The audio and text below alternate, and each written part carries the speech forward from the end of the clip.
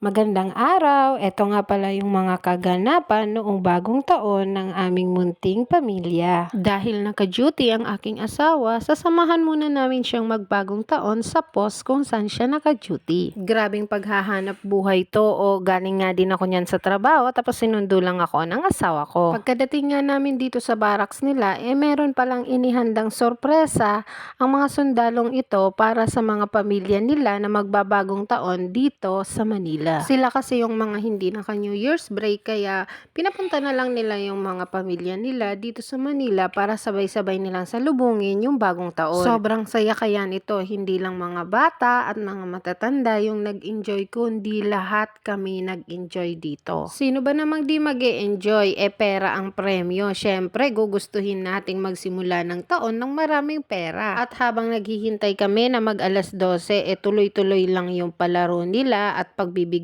ng premyo, pagbibigay ng kasiyahan sa mga dependents na bisita nila. Makatapos nga ng mga palaro na yan, di ko lang nabidyohan, kumain na lang din kami kasi marami din silang inihandang pagkain para sa amin. At pakatapos nga namin kumain, nagkaroon ulit ng round 2 na palaro para ulit sa mga bata at para na sa aming mga matatanda. At syempre, magpapahuli ba ang inyong lingkod? Alangan naman, sumali din kaming mag-asawa sa adult category at di naman sa pagmamayabang ha.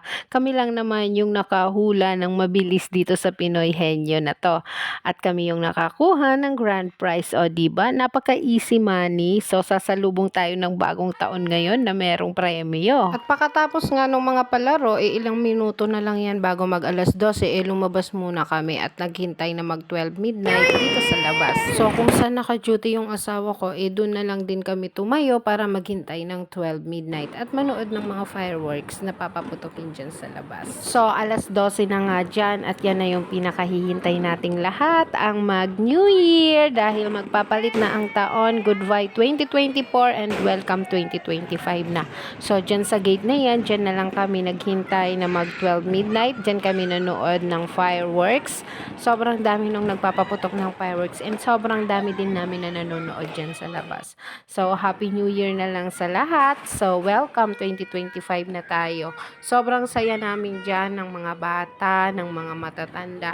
Kasi ganito pala kapag mag-New Year ka dito sa Manila, so sobrang kontento ka na kung manood ka ng sobrang gagandang fireworks.